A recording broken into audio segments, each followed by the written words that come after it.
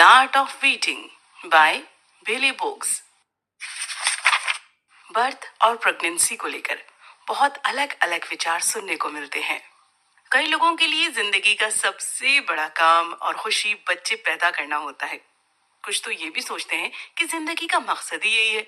भले ही आप इस बात को माने या नहीं, पर पेरेंटहुड उन सब के जीवन में एक बड़ी भूमिका निभाता है जिनके बच्चे होते हैं। और ऐसे लोग भी जो बच्चे तो पैदा करना चाहते हैं लेकिन किसी वजह से उनके बच्चे नहीं हो रहे हैं। इस किताब में उन लोगों की अनसुनी कहानी आपके सामने आएंगी जो बच्चे की चाह में बहुत मुश्किलों से गुजरते हैं।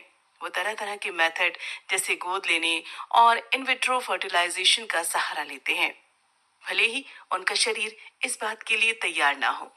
इस समरी को पढ़कर आप जानेंगे अमेरिका की 1/3 महिलाएं 45 साल की होने से पहले गर्भपात से क्यों गुजरती हैं। इनफर्टिलिटी को लेकर इतनी गलत फहमियां क्यों हैं। गोद लेना बच्चे की कमी को दूर करने का सबसे अच्छा तरीका क्यों नहीं है। तो चलिए शुरू करते हैं। क्या आपने हाई स्कूल में सेक्स एजुकेशन की क्लास अटेंड की है। इस तरह की टीचिंग का मकसद होता था कि हमें अपने शरीर की बनावट की सही तरह से जानकारी मिले और ये भी समझ में आए कि बच्चे पैदा करना हमारी सोसाइटी में क्या खास महत्व रखता है। असल में छोटी उम्र से ही ज्यादातर बच्चों को अपनी संतान और बच्चे के पालन पोषण का महत्व सिखाया जाता है।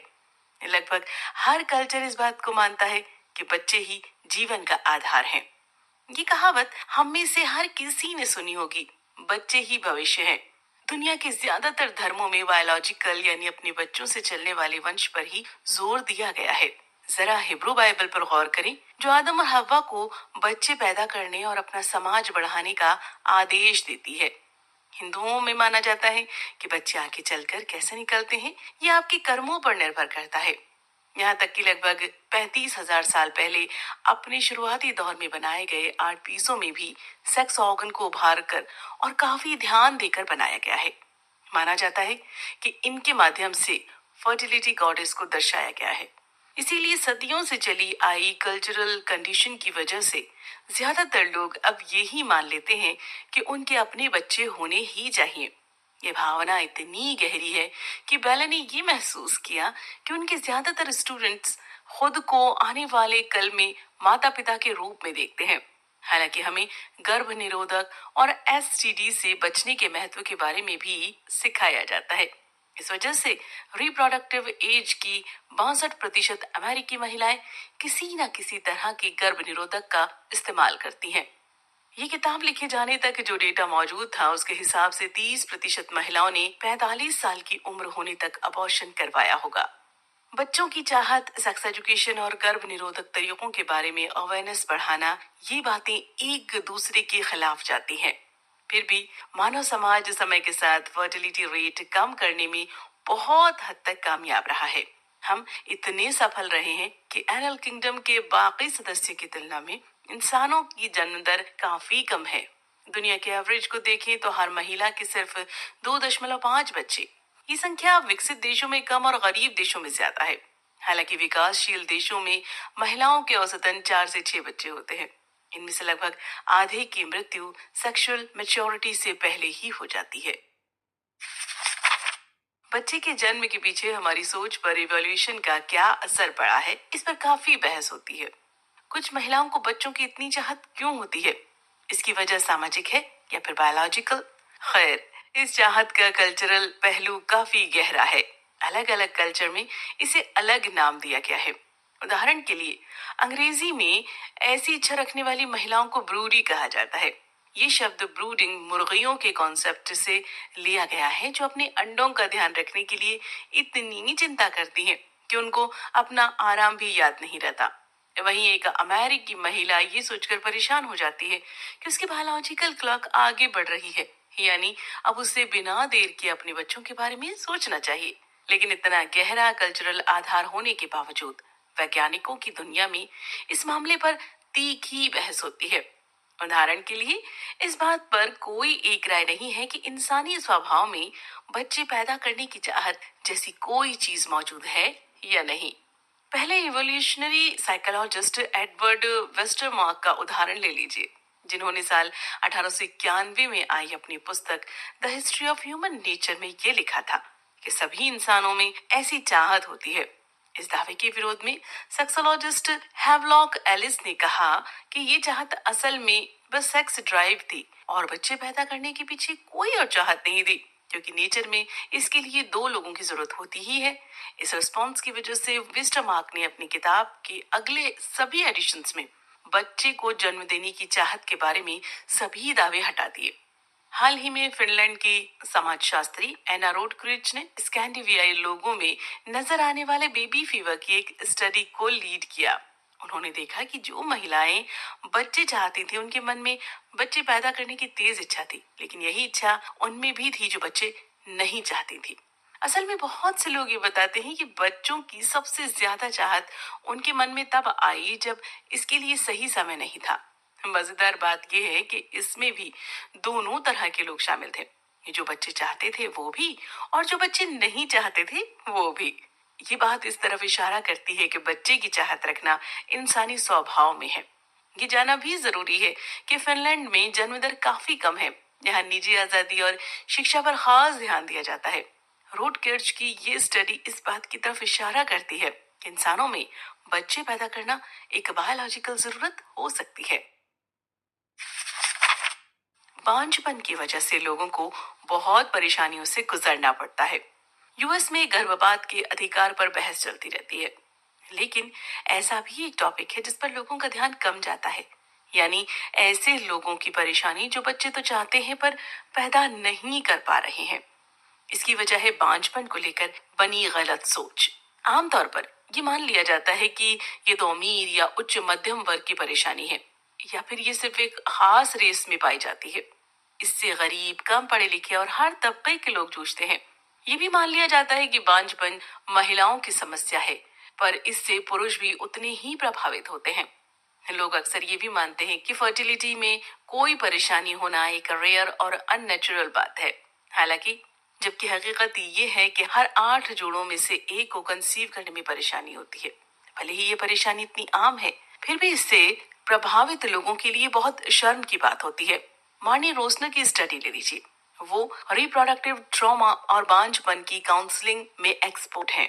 रोसनर ने उन महिलाओं की स्टडी की है जिनको बच्चों की बहुत चाहत थी पर उनके बच्चे नहीं हुए। रोसनर इन लोगों को बहुत अभागा कहती है, क्योंकि बजाय इनका दुख बांटने के इनके परिवार और दोस्त इनकी परेशानियों को बढ़ाने का काम करते हैं। वैसे आमतौर पर लोग फर्टिलिटी जैसे मुद्दों पर बात करने से कतराते हैं, जबकि इतने आधुनिक जमाने में ऐसी उलझन समझ से बाहर है। इससे भी दुख की बात यह है कि इतिहास में कई बार लोगों और समूहों को नसबंदी के लिए मजबूर किया गया है। जैसे कि साल 1920 में 33 अमेरिकी राज्यों ने अपने सबसे गरीब और कमजोर लोगों की नसबंदी करने की कोशिश की। जिन लोगों को निशाना बनाया गया उनमें ऐसे लोग भी शामिल थे जिनके असामाजिक होने या मानसिक रूप से कमजोर होने का शक था। इन लोगों को अक्सर ये कहकर डराया जाता था कि अगर वो नसबंदी ना कराएं तो उनको मिलने वाली सरकारी सुविधाएं खतरे में पड़ सकती हैं। बैले ने नॉर्थ कैरोलिना में यूजेनिक्स कार्यक्रमों से गुजरे कुछ लोगों से बात की, जहां एक नसबंदी कार्यक्रम 1933 से 1970 के दशक तक चला। उनमें से एक विलिस लिंच नाम का बुजुर्ग था। विलिस का पालन पोषण एक बड़े परिवार में हुआ, इस वजह से उसके मन में अपने बच्चों की गहरी चाहत थी। पर 14 साल की उम्र में जब सरकार ने उसकी नसबंदी कर दी तो ये सुख उससे छिन गया। बच्चे गोद लेना हमारी सोच से कहीं ज्यादा मुश्किल काम है। ये तो तय है कि बांझपन एक बड़ी समस्या है, लेकिन लोग बच्चे गोद लेकर की कमी पूरी क्यों नहीं कर लेते? इसका जवाब ये है कि इस तरह का कदम उठाना कोई आसान बात नहीं है। सबसे पहले तो गोद लेने का तरीका बड़ा मुश्किल और खर्चीला है। ऊपर से आपकी कोशिश कामयाब होगी इसकी कोई गारंटी भी नहीं है। खर्च तो अपनी जगह है ही, पर इसमें लगने वाला समय एक और रुकावट बनता है। लोगों को इसके लिए सालों तक इंतजार करना पड़ जाता है। ज्यादातर लोग न्यूबॉर्न बच्चे गोद लेना चाहते हैं क्योंकि बढ़ती उम्र के साथ बच्चे के लिए नए परिवार में एडजस्ट कर पाना मुश्किल हो जाता है। इस तरह जितने लोगों को बच्चे की जरूरत है उतनी संख्या में छोटे बच्चे मिल पाना मुश्किल है। कई बार लोग बच्चे पैदा होने से पहले उनकी माँ से गोद लेने की बात कर लेते हैं, पर बच्चे के पैदा होते ही माँ अपने वादे से मुकर जाती है। यानी गोद लेना एक बहुत पेचीदा काम है। ऐसी एक घटना है जहां कपल ने बच्चा गोद लिया, पर उसकी माँ ने ये बात छिपा दी कि बच्चे का पिता जेल में सजा काट रहा है। जेल में तो उसे बच्चे पर कोई अधिकार नहीं था, पर बाहर आते ही उसने अपना दावा ठोक दिया और परेशानी खड़ी कर दी। हालांकि इन सब के बाद भी अडॉप्शन होते हैं। अकेले यूएस में ही हर साल लगभग 1,20,000 बच्चे गोद लिए जाते हैं। बच्चा गोद लेने की चाहत रखने वाले लगभग 3/4 कपल्स बांझपन का शिकार होते हैं। एलजीबीटी कपल्स भी बच्चे गोद लेते हैं, पर उनका रास्ता और भी मुश्किल होता है। गोद लेने के लिए कानून के साथ शादी के भी कुछ कानून जुड़े हुए हैं। गोद लेने वाली संस्थाएं भी हेटेरोसेक्सुअल कपल्स को बच्चे देना ज्यादा पसंद करती हैं, भले ही वो ये बात खुलकर भी ना कहें। फिर भी 2015 के बाद से काफी बदलाव आया है, जब अमेरिका के सुप्रीम कोर्ट ने सेम सेक्स मैरिज को लीगल घोषित कर दिया। इसी वजह से एलजीबीटी के लिए बच्चे गोद लेना काफी आसान हो गया। और फिर भी मिसिसिपी ने इस फैसले को न मानते हुए एलजीबीटी पर अडॉप्शन से रोक जारी रखी। इसके बाद कोर्ट ने दखल देकर वहां भी इस कानून को बदलवाया। इसके बावजूद आज भी यूएस में सिर्फ 7 ऐसे राज्य हैं जो एलजीबीटी के अधिकारों पर पूरी तरह ध्यान देते हैं और उनके लिए सोचते हैं। जानवरों की ही तरह इंसान भी अपनी संतान पैदा करने के लिए किसी भी हद तक जा सकते हैं। जंगली जानवरों को देखकर ये साफ हो जाता है कि वो रिप्रोडक्शन के लिए कुछ भी करने को तैयार रहते हैं। मेल मैनकिन बर्ड का उदाहरण ले लीजिए, जो अपना पार्टनर बनाने से पहले लगभग 8 से 9 साल तक मीटिंग डांस की प्रैक्टिस करता है। इसी तरह मेल बार्नस्लेवो बर्ड की लंबी पूंछ ज्यादा फीमेल बर्ड को लुभाती है, पर इस वजह से ये शिकारियों के निशाने पर भी रहते हैं। पैसिफिक सामन की बात करें तो वो ताजे पानी की धाराओं में इसीलिए तैरने जाता है ताकि बच्चे पैदा कर सके, जबकि इस तरह के पानी से उसके शरीर को नुकसान होता है। यानी जानवर अपनी जान की बाजी लगाकर भी मैटिंग करेंगे ही, लेकिन इंसानों का क्या? इंसानों के पास दूसरे तरीके भी हैं, लेकिन इसके लिए बहुत लंबा रास्ता पार करना पड़ता है। विज्ञान की तरक्की ने हमारे सामने गोद लेने और सरेक्वेसी के अलावा इन विट्रो फर्टिलाइजेशन यानी आईवीएफ का मौका भी दिया है। इस तकनीक को 1970 के दशक में विकसित किया गया। इसमें हार्मोन्स की मदद से एक महिला के मेंस्ट्रुअल साइकिल को रेगुलेट करके उसके एग को शरीर से बाहर ही फर्टिलाइज किया जाता है और इसके बाद में एम्ब्रियो के रूप में उसकी बच्चेदानी में डाल दिया जाता है। इस तकनीक से 5 मिलियन से ज्यादा बच्चे पैदा हो चुके हैं और आज की तारीख में आईवीएफ का टर्नओवर अरबों डॉलर का है। अकेले यूएस में ही हर साल आईवीएफ की मदद से 60,000 बच्चे पैदा होते हैं। इन बच्चों को अक्सर टेस्ट ट्यूब बेबी कहा जाता है। हालांकि आईवीएफ बच्चों के ज्यादातर माता पिता इस शब्द को पसंद नहीं करते हैं, क्योंकि ये शब्द इस तकनीक की मेहनत को कम करके आंकता है। आईवीएफ के लिए खुद को तैयार करने में महिलाओं को महीनों रिसर्च करने, ढेरों पैसा खर्च करने और तरह तरह की दवा लेने जैसी प्रोसेस से गुजरना पड़ता है। इन सब के बाद भी इस बात की कोई गारंटी नहीं है उनको सफलता मिल ही जाएगी। आईवीएफ हमारी सोच से कहीं महंगा है और शायद ही कभी इसे इंश्योरेंस कवरेज मिलती है। एक बार आईवीएफ कराने का खर्च लगभग $10,000 है और लोगों को अक्सर एक से कई ज्यादा बार कोशिश करनी पड़ती है, तब जाकर वो सफल होते हैं या फिर उम्मीद छोड़ देते हैं। सारी बातें देखते हुए ये कहा जा सकता है कि एक कपल आईवीएफ के लिए लगभग $50,000 और $1,00,000 के बीच खर्च कर देता है। इतनी बड़ी कीमत कई लोगों को आईवीएफ का सहारा लेने से रोकती है। हालांकि इससे ये भी पता चलता है कि लोग अपने बच्चे की चाहत में कितना बड़ा कदम उठाने के लिए तैयार हैं।